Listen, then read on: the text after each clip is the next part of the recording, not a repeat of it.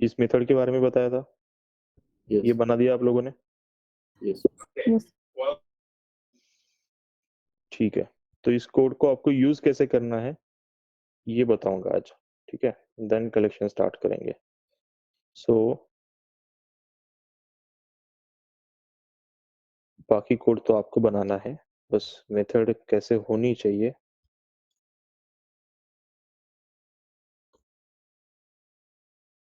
ठीक है। यहाँ पे आपको मैंने मेथड नेम स्क्रीनशॉट में ऐड करने को बोला था, तो यहाँ पे स्ट्रिंग टाइप की एक आर्गुमेंट होनी चाहिए। Is it clear? Yes.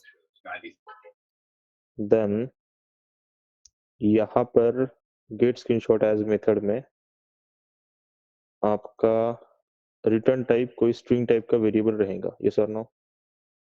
Yes.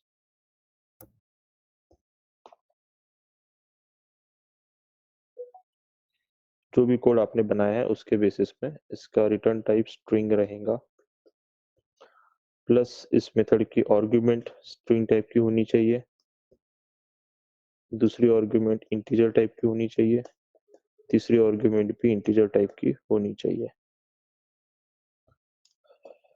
ऐसे ही बनाया कुछ लोगों ने, Yes. आप में से 10 लोगों ने बनाया होगा ज्यादा से ज्यादा, बाकी लोगों ने कुछ नहीं किया होगा, आई गारंटी। ठीक है, बट नहीं किया है तो कर देना। अभी मैंने तो ये भी बता दिया कि रिटर्न टाइप और आर्गुमेंट क्या चाहिए, अभी सिर्फ आपको अंदर का कोड लिखना है। Is it clear? और अगर बन के रेडी हो गया है तो मुझे स्क्रीनशॉट भेज सकते हो कि ऐसे ऐसे बनाया है, सही है गलत है। okay sir. सो अभी इसको यूज कहाँ करना है, तो पहले इसको देखते हैं, ठीक है, कि डेटा कैसे फेच करना है एक्सेल शीट से। तो मेथड में आर्गुमेंट में sheet name, roll number, cell number हमको पास करना है, रिटर्न में हमको मिलता है स्ट्रिंग टाइप का डेटा, ठीक है। तो इस मेथड को हम कॉल करवाएंगे टेस्ट क्लास में। टेस्ट क्लास में जहां पर भी हमको डेटा की जरूरत थी, जैसे कि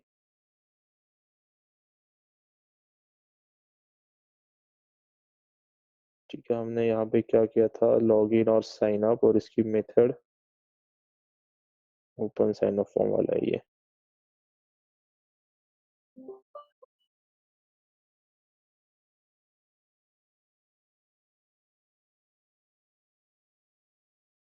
ठीक है, तो हम इसकी मेथड्स को कॉल करके देखते हैं। तो जहां पर भी आपको डेटा की जरूरत है, डेटा है आपका एक्सेल शीट में, तो मान लीजिए यहाँ पे आपको कुछ लॉगिन क्रेडेंशियल की जरूरत है, तो यहाँ पे हमने मेथड बना के रखी थी send user name send password, और इस तरीके से बना के रखी थी कि हम यहाँ पे डिसाइड करेंगे कि यूजर नेम पासवर्ड क्या था, ये सर नो? Yes. ठीक है, ऐसे ही हमारी इसकी भी मेथड रहेंगी।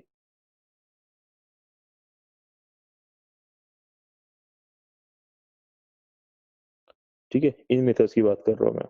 तो मेथड कैसे बना के रखी है कि सेंड यूजर नेम, तो यूजर नेम क्या है ये टेस्ट क्लास से पास करेंगे, पासवर्ड क्या है ये टेस्ट क्लास से पास करेंगे, ये सर नो? yes ठीक है, yes. इसको ऐसे होना चाहिए। आई होप कि आप लोगों ने इसको इस तरीके से पहले रेडी करके रखा है।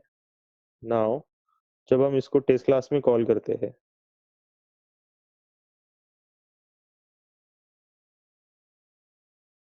सेंड यूजर नेम, तो यूजर नेम क्या है वो हम यहाँ से पास करेंगे लाइक दिस।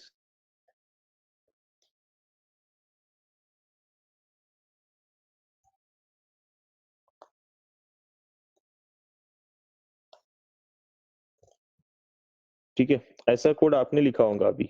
डेटा जो है आप इस तरीके से टेस्ट क्लास से पास कर रहे हो, लेकिन यही डेटा अब हमारा किस में है, एक्सेल शीट में है। तो हम क्लासेस में इस तरीके से हार्ड कोडेड डेटा एंटर नहीं करवाएंगे, डेटा एक्सेल शीट में है, एक्सेल शीट से ये ईमेल आईडी आएगा और इस मेथड में पास होगा, इस तरीके से डायरेक्टली नहीं लिखेंगे आप।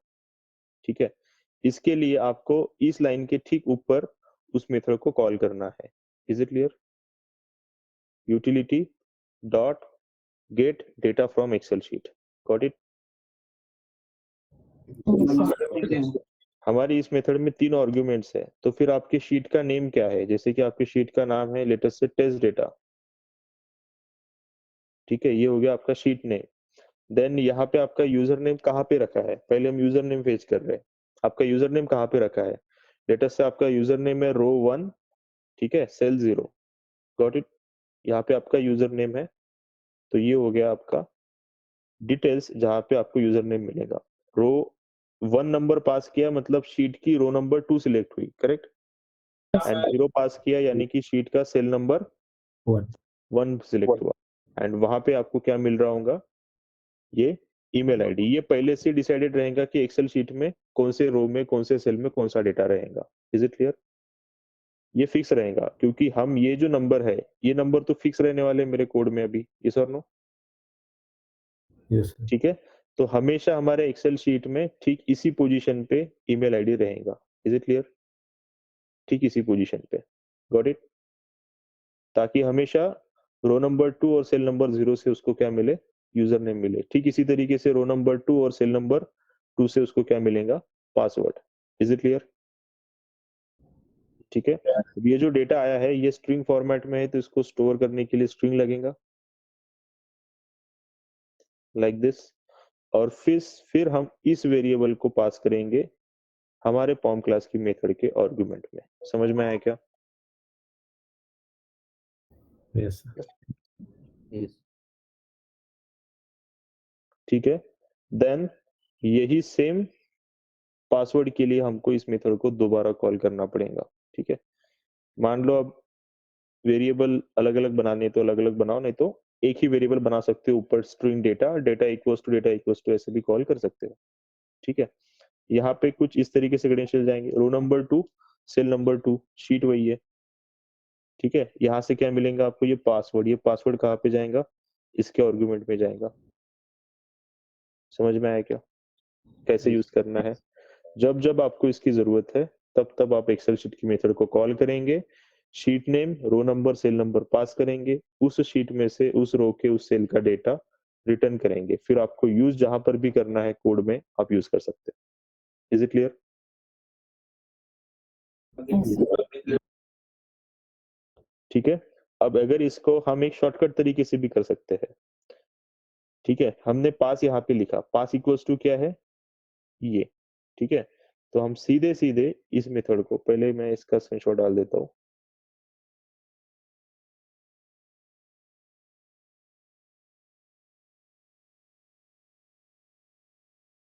तो यूटिलिटी क्लास की वो स्टैटिक मेथड थी एंड पब्लिक थी, इस वजह से स्टैटिक तरीके से कॉल किया यहाँ पे। अब हम यहाँ पे सीधे सीधे ये मेथड कॉल ही आर्गुमेंट में लिख सकते हैं, यानी कि यहाँ से हटा के पास इक्वल टू क्या था वो यहीं पे डाल दो। ऐसे पहले भी किया है हमने Yes. फाइंड एलिमेंट में बाय मेथड को, बाय डॉट एक्सपाथ मेथड को कॉल करते हैं, ठीक उसी तरीके से। तो फिर आपको ये इस तरीके से स्टोर करने की जरूरत नहीं है, वो स्टोर करके उसको 2-4 बार यूज नहीं करना मुझे, तो मुझे उसको स्टोर ही नहीं करना। Is it clear? तो आपको ये लाइन लिखने की जरूरत नहीं पड़ेगी, सीधे सीधे ये मेथड कॉल कहाँ पे लगा देंगे आप, इसके आर्गुमेंट डायरेक्टली आर्गुमेंट में लगा देंगे, तो इसकी जरूरत नहीं। इस तरीके से कोड बनाएंगे। Clear now? यस। Yes.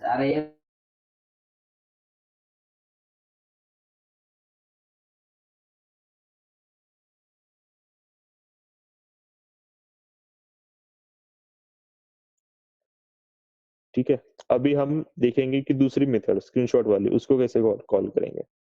तो स्क्रीनशॉट जो हमको कैप्चर करना है, जो टेस्ट केस पास हो गए हैं उन टेस्ट केसेस के स्क्रीनशॉट कैप्चर करने की जरूरत नहीं होती हमको, जो पास हो चुके हैं।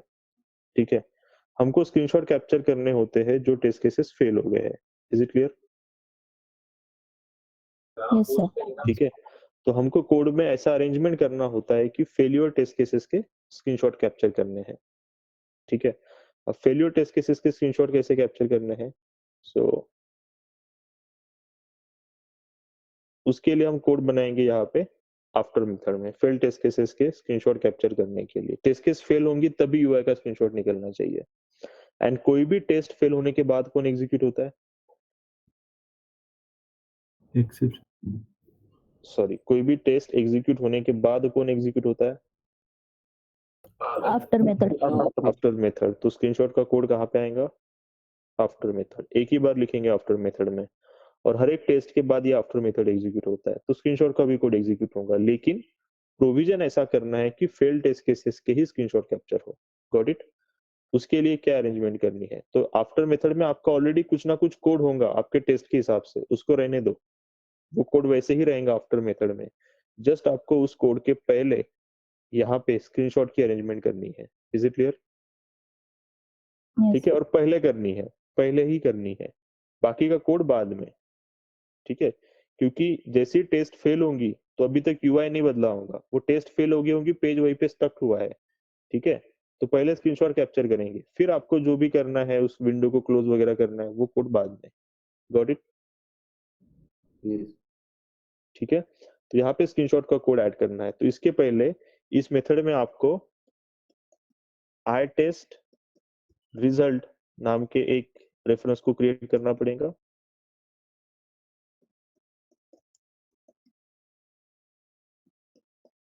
ठीक है, इस तरीके से आई टेस्ट रिजल्ट को जो है इंपोर्ट कर लो फ्रॉम टेस्ट एनजी, ये टेस्ट एनजी से आता है। अब आई टेस्ट रिजल्ट जो है ये टेस्ट एनजी का एक इंटरफेस है एंड इसको कहते हैं लिसनर। 3 लिसनर होते हैं। ठीक है, उसके ऊपर आएंगे हम। तो ये इंटरफेस का काम क्या है? इस इंटरफेस का काम है कि टेस्ट केसेस के रिजल्ट को मेंटेन करना। उनके रिजल्ट क्या बनते हैं, पास फेल्स की इनकी डेफिनेशन क्या है वो यहाँ पे लिखी है। Is it clear? ठीक है, Yes. और जब भी कोई टेस्ट केस एग्जीक्यूट होती है, वो पास हो, फेल हो, स्किप हो, कुछ भी हो, टेस्ट एग्जीक्यूट होती है, ऑटोमेटिकली आई टेस्ट रिजल्ट का जो इम्प्लीमेंटेशन क्लास है उसका ऑब्जेक्ट बनता है। ये इंटरफेस है। ठीक है, तो इसका इम्प्लीमेंटेशन क्लास जो है उसका ऑटोमेटिकली ऑब्जेक्ट बनता है। ठीक है, ऑटोमेटिकली बनेगा। हमने कहीं पे बनाया है क्या? कहीं पर भी नहीं बनाया। वो ऑब्जेक्ट रिजल्ट में ऑटोमेटिक बनता है। जैसे आपका रिजल्ट ऑटोमेटिकली क्रिएट होता है टेस्ट इंजन में, कहाँ से आ रहा है रिजल्ट? इन्हीं इंटरफेसेस से आ रहा है। ठीक है, तो ऑब्जेक्ट ऑटोमेटिकली बनता है और टेस्ट इंजन इतना एडवांस है कि वो इस मेथड के आर्गुमेंट में ऑटोमेटिक डेटा पास कर सकता है। नहीं तो हमने यहाँ पे क्या देखा था? हमने यहाँ पे स्ट्रिंग लगाया था तो हमको पैरामीटर की एडजस्टमेंट करनी पड़ी थी। Yes, sir. राइट, क्योंकि स्ट्रिंग टाइप का डेटा क्या रहेगा ये टेस्ट इंजन डिसाइड नहीं कर सकता था, वो तो हमको पैरामीटर में डिसाइड करना था सूट में। लेकिन यहाँ पे ऐसे नहीं है। यहाँ पे आपको एट द रेट पैरामीटर लगाने की जरूरत नहीं है। अगर आप आई टेस्ट रिजल्ट को यूज करते हो, ठीक है, आर्गुमेंट में, तो अगर आई टेस्ट रिजल्ट किसी भी आर्गुमेंट में लिखा है तो उस मेथड के आर्गुमेंट में ऑटोमेटिकली आई टेस्ट रिजल्ट का ऑब्जेक्ट पास हो जाता है, उसके इम्प्लीमेंटेशन क्लास का ऑब्जेक्ट ऑटोमेटिकली पास हो जाता है। यानी कि यहाँ पे हमको एट द रेट पैरामीटर की जरूरत नहीं होती। Is it clear? ठीक है, अब हम यहाँ पे इफ में कोड लिखेंगे। इफ आई टेस्ट रिजल्ट, ये इंटरफेस है और इस इंटरफेस के पास कुछ स्टैटिक वेरिएबल्स है। ठीक है, जैसे कि class sorry create, failure, skip, start, success, ऐसे इसके पास स्टैटिक वेरिएबल्स है। ठीक है, और ये सभी के सभी देखेंगे तो इनका रिटर्न इनका टाइप कौन सा? इंटीजर है। करेक्ट, यानी कि पास, फेल, सक्सेस ये जो है ये यहाँ पे एक इंटीजर नंबर में रिप्रेजेंट होते हैं। जैसे कि HTTP स्टेटस कोड है, एपीआई हुआ है आपका? Yes. नहीं हुआ? हुआ है सर। तो उसमें HTTP स्टेटस कोड आए होंगे कहीं पे। Yes sir. ठीक है, Yes. वो नंबर्स होते हैं 500, 300, 400। यहाँ पर भी सेम है, ये भी नंबर है। सक्सेस के लिए एक नंबर, स्टार्ट के लिए एक नंबर, स्किप के लिए एक नंबर, फेल के लिए एक नंबर, क्रिएट के लिए एक नंबर। ठीक है, एक स्पेसिफिक नंबर है और ये इंटरफेस के वेरिएबल है, तो पब्लिक, स्टैटिक एंड फाइनल रहेंगे। इनकी वैल्यू बदल सकते हैं क्या कहीं पे? नहीं। नहीं, इसी वजह से इंटरफेस में बनाए थे। Got it? अब आपको क्या करना है? आपको फेल्यूर वेरिएबल को कॉल करना है। फेल्यूर वेरिएबल को कॉल करेंगे तो फेल्यूर का जो नंबर है वो नंबर आएगा। ये Yes. वेरिएबल है, इसको कॉल किया। ठीक है, स्टैटिक तरीके से कॉल किया, इंटरफेस का स्टैटिक वेरिएबल है तो इसका नंबर आएगा। इस नंबर को कंपेयर करेंगे हम किसके साथ? यहाँ पे क्या आएगा? जो मेथड अभी एग्जीक्यूट हुई उस मेथड का जो रिजल्ट है वो इसमें आएगा। अगर वो मेथड फेल है तो फेल का नंबर आएगा, मेथड पास है तो पास का नंबर आएगा। Got it? और वो स्टेटस गेट करने के लिए मेथड है get status. Get status method का रिटर्न टाइप क्या है? इंटीजर है, ठीक है। इसको कॉल करो, ये मेथड क्या लेकर आता है, लास्टली एग्जीक्यूट जो मेथड है, ये आफ्टर मेथड एग्जीक्यूट होने के पहले जो टेस्ट मेथड एग्जीक्यूट हुई उसका रिजल्ट यहाँ पे आता है, और उसके रिजल्ट में उसका स्टेटस क्या है वो ये लेकर आता है कि पास है, फेल है या स्किप है, यानी कि एक नंबर लेके आता है। उसको किसके साथ कंपेयर किया, फेल्यूर के साथ। अगर गेट स्टेटस का रिजल्ट अगर फेल्यूर है तो हमको स्क्रीनशॉट कैप्चर करना है। Is it clear? Yes. Yes. ठीक है, यूटिलिटी डॉट कैप्चर स्क्रीनशॉट, ठीक है। और आपको मैंने मेथड नेम पास करने को बोला था, बट एक्चुअली में हमको मेथड नेम पास नहीं करना होता है, टेस्ट आईडी पास करना होता है। हर एक टेस्ट केसेस का आईडी डिफरेंट होता है, वो कंपनी टू कंपनी वेरी होगा, डजंट मैटर कि क्या रहेगा, तो कैसे होता है। कंपनी में जो मैनुअल टेस्टर ने टेस्ट केस लिखे है ना, तो उसने आईडी भी लिख के रखा था। Is it clear? Test ID नाम का हर एक कंसेप्ट होता है।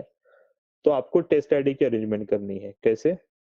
सबसे पहले आप एक वेरिएबल डिक्लेयर करेंगे, प्राइवेट स्ट्रिंग टेस्ट आईडी नाम का।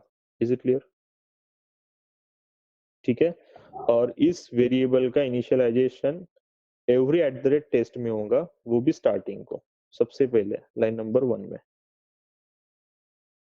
ठीक है। और हर एक टेस्ट में लिखना पड़ेगा, इस टेस्ट का आईडी है लेटर से 1101, ठीक है। ऐसे हर एक टेस्ट का आईडी अलग अलग रहेगा ना, स्ट्रिंग में चाहिए तो डबल कोट में। तो ऐसे मान लो कि T101 like this. Is it clear? या फिर ऐसे वो कंपनी टू कंपनी वेरी रहेगा, उससे कोई मतलब नहीं हमको, लेकिन कुछ ना कुछ टेस्ट आईडी रहेगा। तो टेस्ट आईडी के पास हम डेटा यहाँ पे डाल देंगे। अब अगर इस क्लास की दूसरी टेस्ट मेथड है तो इसका टेस्ट आईडी डिफरेंट रहेगा। Is it clear? और अगर कोई तीसरी टेस्ट है, इसका टेस्ट आईडी डिफरेंट रहेगा। यस और नो? Yes. इस तरीके से, ठीक है। एंड आफ्टर मेथड कब एग्जीक्यूट होता है, एट द रेट टेस्ट के बाद। जो भी एट द रेट टेस्ट अभी रिसेंटली एग्जीक्यूट हुआ, टेस्ट आईडी के अंदर उसका टेस्ट आईडी है। यस और नो? Yes. अगर ये मेथड एग्जीक्यूट हुआ तो टेस्ट आईडी की वैल्यू ये है, अगर ये मेथड एग्जीक्यूट हुआ तो टेस्ट आईडी की वैल्यू ये है। और कोई भी टेस्ट फेल होने के बाद कौन एग्जीक्यूट होता है, आफ्टर मेथड। आपको यहाँ पे क्या पास कर देना है, टेस्ट आईडी, ठीक है। अब उस टेस्ट का आईडी आपको स्क्रीनशॉट के इमेज में मिलेगा। Is it clear? Yes. ठीक है। This is the adjustment to take the screenshot of failed test cases. Got it? Yes. Yes. ठीक है, तो ये दो एडजस्टमेंट आपको यहाँ पे करनी है।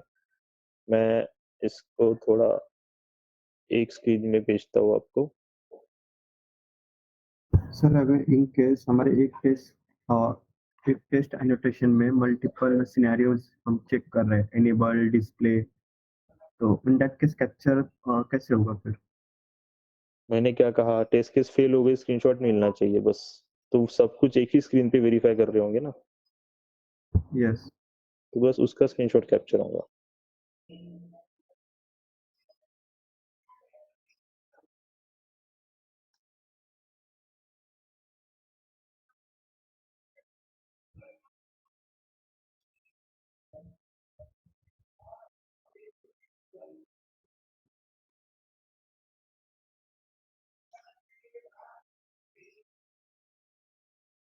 ठीक है, सो मैं इसको एक ही स्क्रीन में भेजने का ट्राई कर रहा हूँ ऐसे।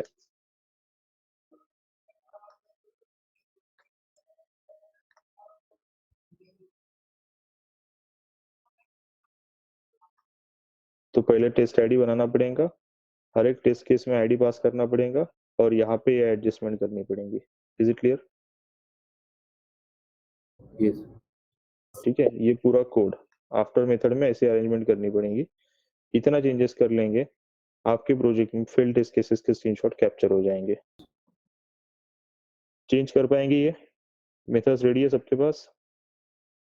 Yes. Yes. ठीक है। सो ये इन दो मेथड्स को हमको इस तरीके से यूज करना है, यूटिलिटी क्लास की मेथड को। तो यूटिलिटी क्लास में हमारा रिपीटेड कोड होता है, जो कोड हमको बार बार यूज करना होता है। Is it clear? Yes. ठीक है, तो आप Yes. ठीक है।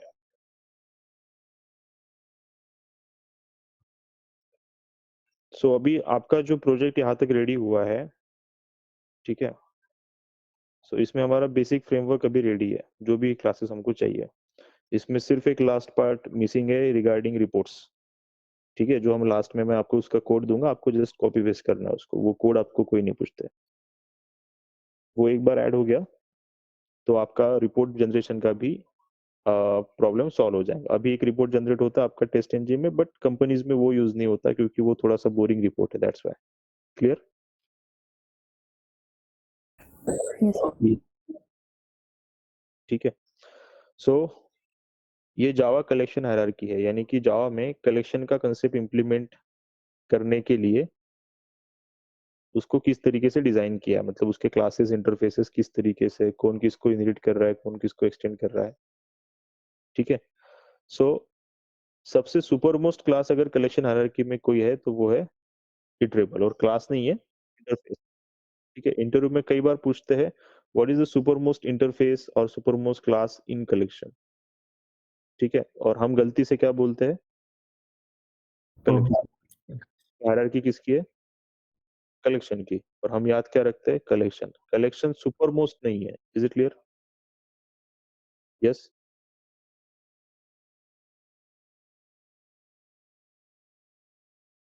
अच्छा, हमने फ्रेमवर्क नहीं देखा क्या?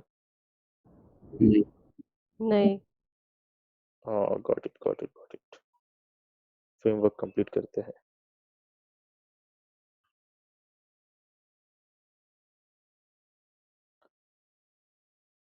ठीक है? सो फ्रेमवर्क हमने देखा था, ठीक है? डेटा ड्रिवन, कीवर्ड ड्रिवन का जो डिफरेंस था, ये क्लियर है सबको? ये समझ में आ गया? ठीक है? Yes. अभी इनका कॉम्बिनेशन करेंगे तो हाइब्रिड है। अभी हमको हमारा फ्रेमवर्क एक्सप्लेन करना है कि हमने कैसे डिज़ाइन किया, ठीक है? तो आप इसको चाहो तो डेटा ड्रिवन करके भी एक्सप्लेन कर सकते हो, एंड चाहो तो हाइब्रिड करके भी एक्सप्लेन कर सकते हो, क्योंकि मैंने आपको क्या कहा था, फॉर्म को डेटा ड्रिवन के साथ कंबाइन करेंगे तो कुछ लोग इसको हाइब्रिड कंसीडर करते हैं और कुछ लोग इसको डेटा ड्रिवन कंसीडर करते हैं। Is it clear? कुछ लोगों के लिए पॉम जो है वो कोई अलग से फ्रेमवर्क नहीं है, ठीक है? फिलोसॉफी जैसा कंसेप्ट है, जिनको मानना है मानेंगे, जिनको नहीं मानना नहीं मानेंगे। Is it clear? ठीक है? तो आपके पास यहाँ पे चॉइस है, आप हाइब्रिड करके एक्सप्लेन करो या डेटा ड्रिवन करके एक्सप्लेन करो, नो प्रॉब्लम। डेटा ड्रिवन करके एक्सप्लेन करेंगे तो यहाँ पे सिर्फ हाइब्रिड की जगह क्या वर्ड आएगा? Data driven. Is it clear? उसमें पॉम क्लासेस भी रहेंगे, लेकिन हाइब्रिड की जगह वर्ड क्या यूज करेंगे आप? Data driven framework. Is it clear? ठीक है? अब अगर आप इसको हाइब्रिड कहना चाहते हो तो आपको ये बोलना है कि in our organization we combine the POM classes structure with a data driven framework, that's why we call it as a hybrid. is it clear? ठीक है, कि हम पॉम के साथ डेटा ड्रिवन को इम्प्लीमेंट कर रहे हैं, तो इसी वजह से हम इसको हाइब्रिड कहते हैं। एंड अगर आप इसको सिर्फ डेटा ड्रिवन करके एक्सप्लेन करेंगे तो आपको सिंगल लाइन में खत्म करना है, we use a data driven framework with the POM classes. समझ गए? दोनों सेंटेंस एक दूसरे के अपोजिट है, दो में से कोई एक पकड़ के चलना पड़ेगा। Got it? ठीक है? सो अब ये फ्रेमवर्क में हमको एक्सप्लेन क्या करना होता है कि पहले तो नाम बता दो कौन सा फ्रेमवर्क है, तो उसमें से सामने वाले को आइडिया आ जाता है। डेटा ड्रिवन है तो मतलब क्या है कि आपका टेस्ट डेटा सेपरेट करके रखा है, कीवर्ड ड्रिवन है तो आपका कीवर्ड सेपरेट करके रखे हैं, ठीक है? आपने पॉम क्लासेस स्ट्रक्चर यूज किया है कि नहीं किया, वो हमने यहाँ पे एक्सप्लेन कर दिया है, ठीक है? नाउ ये फ्रेमवर्क इम्प्लीमेंट करने के लिए हमने कौन कौन से टूल्स एंड टेक्नोलॉजीज यूज किए हैं, वो हमको बताना है, ठीक है? कौन-कौन से टूल्स एंड टेक्नोलॉजी यूज़ किए। तो सबसे पहले हमने फ्रेमवर्क इम्प्लीमेंट करने के लिए मावेन प्रोजेक्ट यूज़ किया था। हमारे पास एक और था ग्रेडल, ठीक है? मैंने आपको मावेन डिपेंडेंसी के टाइम बताया था ग्रेडल के बारे में। जैसे मावेन प्रोजेक्ट्स होता है, ठीक इसी तरीके से ग्रेडल प्रोजेक्ट भी होते हैं, ठीक है? सो मावेन प्रोजेक्ट यूज़ करके हमने हमारा प्रोजेक्ट इम्प्लीमेंट किया। मावेन के अंदर हमने हमारा प्रोजेक्ट इम्प्लीमेंट किया। क्लियर सो फार? Yes. Yes. Yes sir. ठीक है?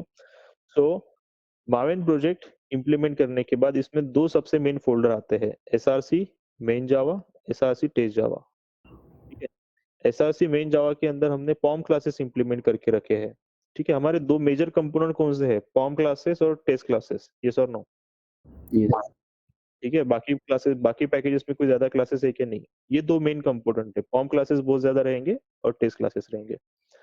तो SRC मेन जावा में POM classes and SRC test Java में test classes. Is it clear? ये भी बताना है कि आपने ये दो मेन क्या कहेंगे पार्ट कहाँ पे इंप्लीमेंट किए हैं, क्योंकि माविन प्रोजेक्ट में यही दो मेन फोल्डर आते हैं। ठीक है, सो इसी वजह से आपको ये पॉइंट यहाँ पे एक्सप्लेन करना पड़ेगा। एक्सटर्नल लाइब्रेरीज कैसे मैनेज करते हैं? ठीक है, तो वो एक्सटर्नल लाइब्रेरीज मैनेज हमारे पास क्या है? माविन डिपेंडेंसीज। माविन डिपेंडेंसीज कैसे मैनेज करते हैं? किसके थ्रू मैनेज करते हैं? pom.xml के थ्रू। तो ये पॉइंट हाईलाइट करना है। In Maven project we manage our dependencies through the pom.xml file. क्योंकि अगर यही सामने वाला बंदा अगर ग्रेडल यूज करता होगा, उसने माविन कभी यूज नहीं किया, तो उसको इसके बारे में पता नहीं है। इज इट क्लियर कि इसमें डिपेंडेंसी एक्सटर्नली मैनेज होती भी है या नहीं है, उसको पता भी नहीं है। Is it clear? Yes. ठीक है, तो उसको पता नहीं है कि आपको कि हम माविन प्रोजेक्ट यूज करते हैं, तो मेनली क्यों माविन पे आ रहे हैं? क्योंकि इसमें भी डिपेंडेंसी मैनेज करने का प्रोविजन है by using pom.xml। Is it clear? Yes. Now अब दो मेन टूल बचते हैं हमने कि ये प्रोजेक्ट इंप्लीमेंट करने के लिए कौन से दो मेन टूल यूज किए। पहला ऑटोमेशन के लिए कौन सा यूज किया, दूसरा टेस्ट क्लासेस के लिए कौन सा यूज किया। Is it clear? ऑटोमेशन के लिए सिलेनियम यूज किया है और टेस्ट क्लासेस डिजाइन करने के लिए टेस्टंजी यूज किया है, क्योंकि मार्केट में दोनों के ऑप्शन अवेलेबल है। आपके प्रोजेक्ट में कौन से है ये आपको बताना है। समझ में आया? So to automate the application we use the selenium and to write our test classes we use the TestNG. Is it clear? Yes. ठीक है, क्योंकि टेस्ट एनजी क्यों है, तो फिर टेस्ट एनजी का एडवांटेज हमारे पास है। हम उसमें एनोटेशंस कीवर्ड्स हमारे पास है, जिसके जरिए टेस्ट केसेस इजीली इंप्लीमेंट हो सकते हैं। दूसरा रिपोर्ट बनाकर दे सकता है, फेल टेस्ट केस का सूट बनाकर दे सकता है, वो भी देखा था हमने। ये sir no? Yes. Yes sir.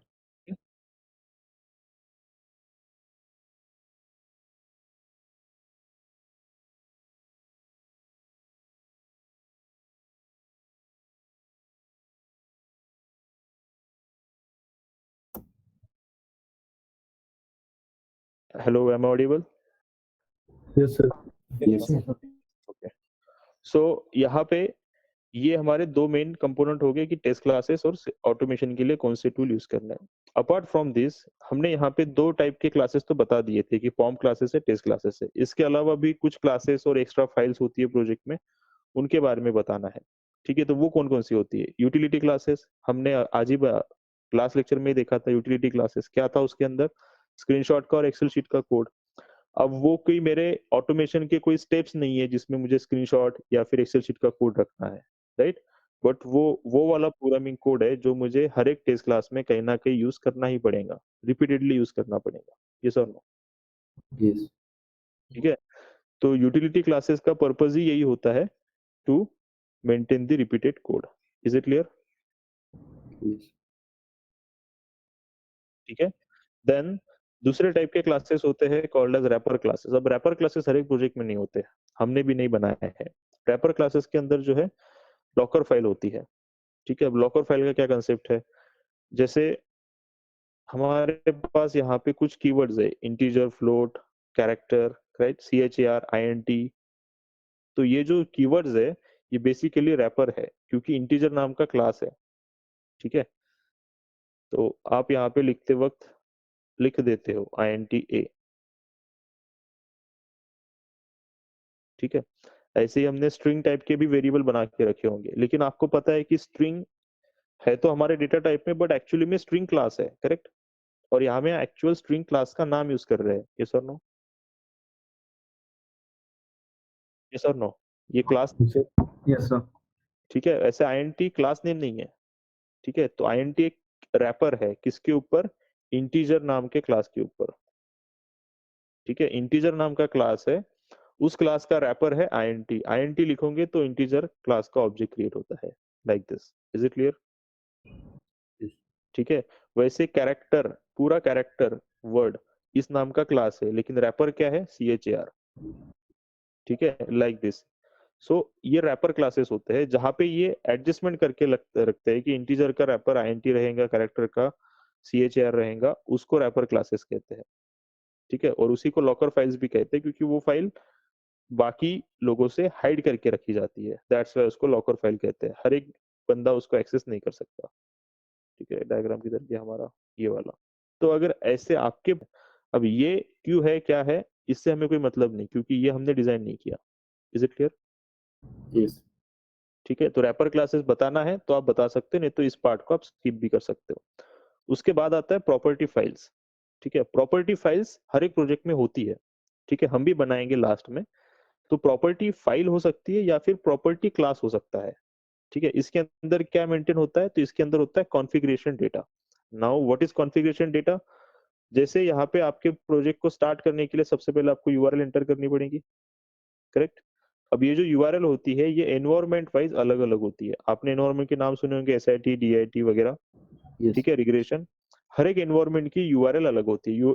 URL अलग यानी कि एनवायरनमेंट अलग, टाइप की यूआरएल यानी कि एनवायरनमेंट। जैसे कि ये facebook.com मान लो प्रोडक्शन की यूआरएल है, ठीक है? तो ये prod यूआरएल हो गई। यही अगर एसआईटी की यूआरएल रही तो कुछ इस तरीके से रहेंगी, sit-facebook.com। यही डीआईटी की रहेंगी तो कुछ इस तरीके से रहेंगी, dit-facebook.com। ये जस्ट एन एग्जांपल है, कंपनी अपने हिसाब से बनाती है। Is it clear? ठीक है, यही रिग्रेशन की रहेंगी तो यहाँ पे समथिंग rt-.com, यही यूएटी की अलग से रहेंगी तो यहाँ पे आपके पास यूएटी की यूआरएल अलग से आएंगी, ठीक है? तो डिफरेंट एनवायरनमेंट मतलब क्या, वो आपको ऐसे की स्पेशल रूम अलॉट नहीं करने वाले, वहां पे जाके टेस्टिंग करनी है, ठीक है? एनवायरनमेंट मतलब क्या, different types of URL. Is it clear? अगर आप एसआईटी एनवायरनमेंट पे काम करते बता रहे हो तो आप इसी यूआरएल पे काम करेंगे हमेशा, डेवलपर इसी यूआरएल पे काम करेंगे हमेशा। Is it clear? रिग्रेशन जब हमारा स्टार्ट होता है, जब हम ऑटोमेशन टेस्ट केस रन करेंगे, मे बी ऑन रिग्रेशन करने हैं तो इसी के ऊपर करने हैं, यूएटी के ऊपर करने हैं तो ये यूआरएल लॉन्च करनी है। कोड एक है, टेस्ट केसेस एक है, सब सेम है, यूआरएल बदलती है।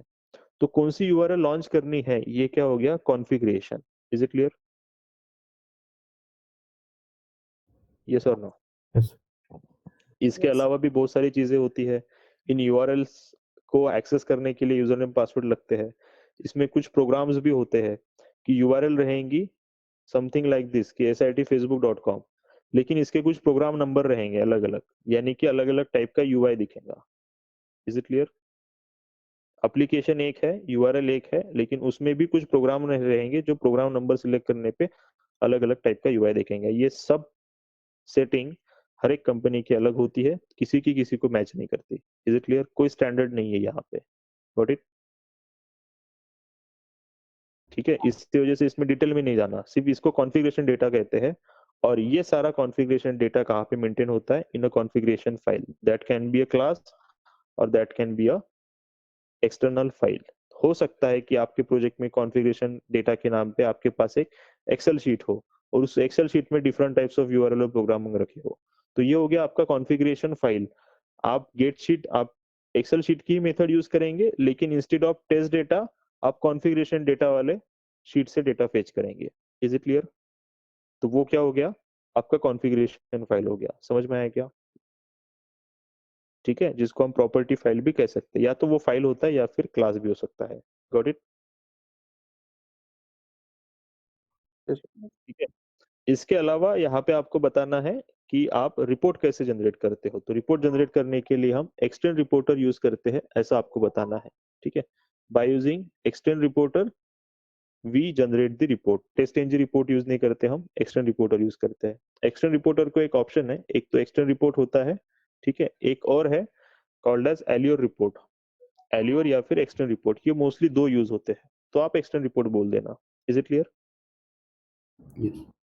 ठीक है, ये चीजें हमको जो है फ्रेमवर्क में एक्सप्लेन करनी है, और ये कोई फ्रेमवर्क की स्टैंडर्ड डायग्राम नहीं है। Is it clear? Yes. Yes. ये कोई स्टैंडर्ड डायग्राम नहीं, जैसे मैंने एक्सेप्शन हायरार्की बताई थी, इट इज अ स्टैंडर्ड, इसमें आप अपने मन से चेंजेस नहीं कर सकते, ये ऐसे ही है। Is it clear? लेकिन ये कोई स्टैंडर्ड डायग्राम नहीं है, ठीक है? ये मैंने ऐसे ही डिजाइन की कि आप लोगों को समझ में आए कि पॉइंट कैसे एक्सप्लेन करने हैं। Is it clear? Yes. ठीक है, तो आप लोग अपनी डायग्राम बनाएंगे, कैसी भी बनाओ, कोई फर्क नहीं पड़ता। Got it?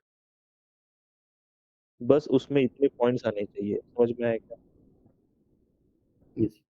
बस, ठीक है? और सिंगल लाइन में एक्सप्लेन करना है, हमको इसमें डिटेल में नहीं जाना, आपका फ्रेमवर्क उसको समझ में नहीं आने वाला। फ्रेमवर्क समझने के लिए लोगों को 6-6, 7-7 महीने लगते हैं, कंपनी में जाने के बाद समझने के लिए कि काम कैसे करता है, ठीक है? और आप तो उसको बिल्कुल ऐसे अंधाधुंध हवा में बातें बता रहे हो, उसके सामने कोई यूआई नहीं है, कोई कोड नहीं है, तो हमको डिटेल में नहीं जाना है।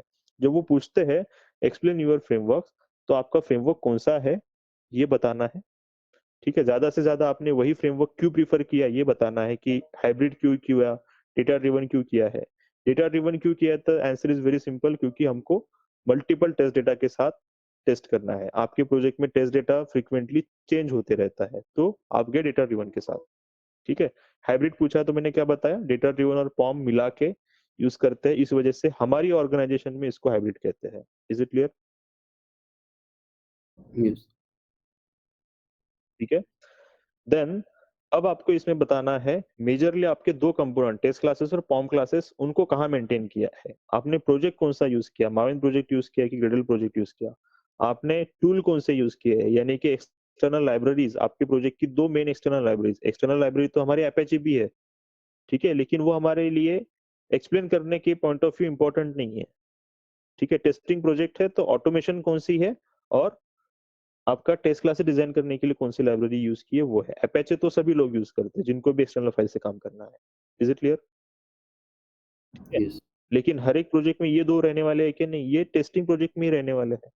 ठीक है? अपेचे तो टेस्टिंग प्रोजेक्ट में भी रहेगा, डेवलपमेंट प्रोजेक्ट में भी रहेगा। ठीक है? तो हमारे लिए क्या इम्पोर्टेंट है बताना कौन सी एक्सटर्नल लाइब्रेरी है, टेस्टंजो और सेलेनियम। ठीक है? फिर यहाँ पे कुछ बचे-कुचे क्लासेस या फ़ोल्डर्स आपके प्रोजेक्ट में होंगे, वो हम बता देते हैं कि यूटिलिटी क्लासेस है।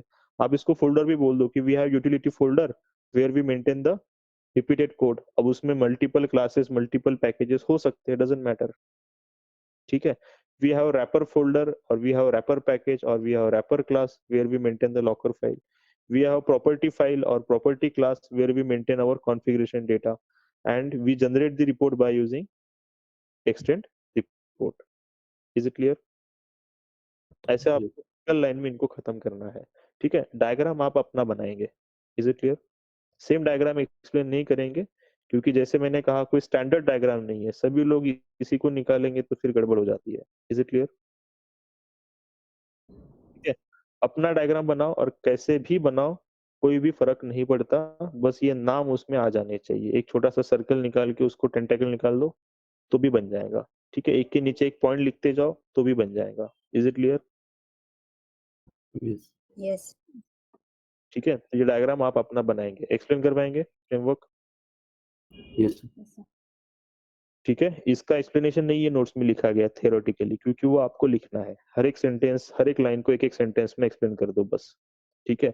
एक्सप्लेन योर फ्रेमवर्क बोलने के बाद बहुत सारे लोगों को क्वेश्चन मार्क आ जाता है फेस पे, क्योंकि एक्सप्लेन नहीं कर पाते। क्योंकि फ्रेमवर्क के नाम पे उन्होंने क्या देखा होता है? ये। कंपनी में जाएँगे बोलेंगे दिस इज़ आवर फ्रेमवर्क। अब यहाँ पे कौन-सा डायग्राम है? ठीक है? यहाँ पे कहाँ से शुरू करें, कहाँ पे खत्म करें, यही समझ में नहीं आता। Is it clear? ठीक है? तो इसी वजह से अपना एक रफ डायग्राम बना लो और उसी के अराउंड आप चीज़ों को एक्सप्लेन कर दो। Got it? Yes, sir. ठीक है? ये डायग्राम मैं ग्रुप पे पोस्ट ठीक है? Any question in this? अच्छा इसमें एक और चीज़ ऐड कर देना, ये लिख लो आप, इसका नाम लिख लो सिर्फ, नोट्स में होगा ये point, log4j। We generate the logs by using log4j। जैसे रिपोर्ट जनरेट करते हैं, वैसे एक लॉग की फाइल भी जनरेट होती है, उसके लिए लाइब्रेरी ऐड करनी पड़ती है log4j की, ठीक है? तो log4j के लिए हमारा एक फाइल होता है जिसके अंदर log4j का कोड होता है, it is not a Java file, ठीक है? वो रेडीमेड कोड मिलता है, वो डाल दो, लॉग्स अपने आप जनरेट हो जाते हैं। Got it? तो वो एक पॉइंट यहाँ पे ऐड कर देना, we generate the logs by using log4j। Is it clear?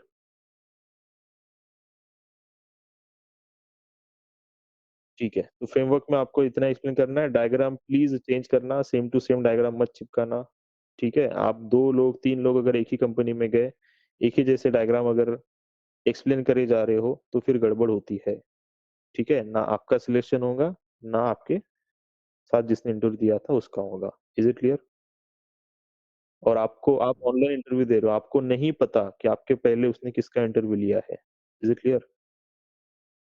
Yes. ठीक है? हो सकता है कि आप ही के बैच के 2 लोग फ्रीक्वेंटली इंटरव्यू में आ रहे हो, तो ऐसे नहीं होना चाहिए। इस वजह से इसका ना एक्सप्लेनेशन है और डायग्राम भी आपको चेंज करना है और एक्सप्लेनेशन आप अपने वर्ड में करो। Got it? Yes.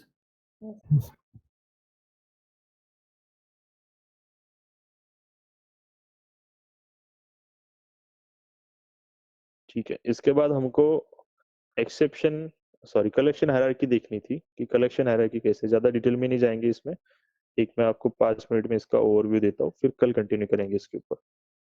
तो एक्सेप्शन हायरार्की में सबसे सुपरमोस्ट जो इंटरफेस है which is called as iterable, ठीक है? ये कभी-कभार एक आध आ सकता है which one is the supermost interface in exception hierarchy. तो आपको नाम याद रखना है कि iterable is the supermost interface, collection नहीं है।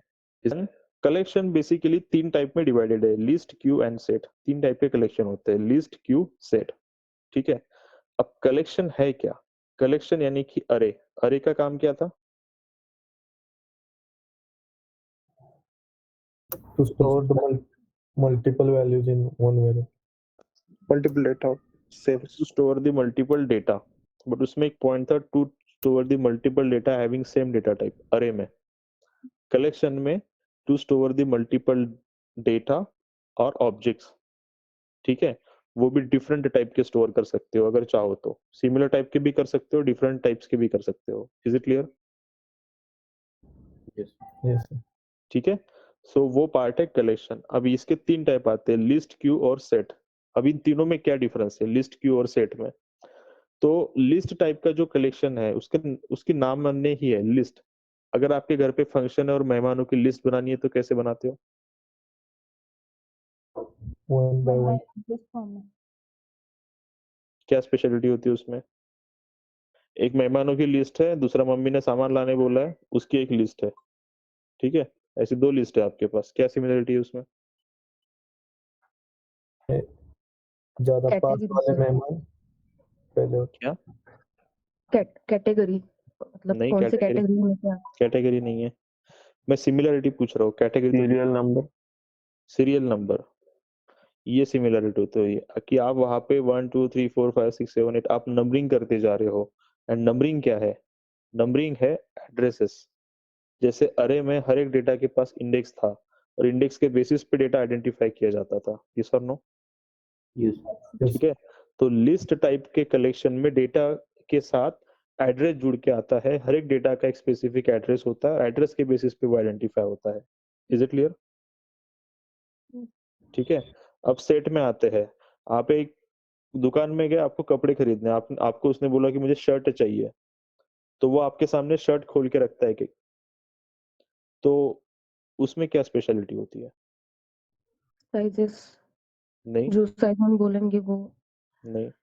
कलर डिफरेंट टाइप्स के होते अलग हैं अलग कब आपके सामने जो शर्ट है उसमें एक चीज है, क्या? जो सेट का मीनिंग सेट करता है।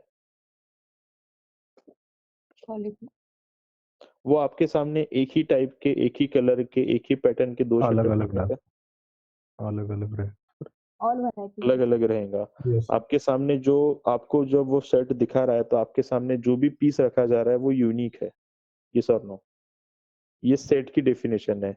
सेट में डेटा यूनिक होता है। सेट का मतलब ही है, सेट यानी कि कोई भी चीज रिपीट नहीं होगी। Is it clear? Yes. अगर आप बोलेंगे कि मुझे शर्ट्स का सेट चाहिए, तो भले ही पैटर्न एक होगा लेकिन कलर अलग-अलग होंगे। उसमें से एक भी कलर रिपीट नहीं होगा। Is it clear? सेट में कभी भी कोई चीज रिपीट नहीं होती। वो यूनिकनेस को फॉलो करता है।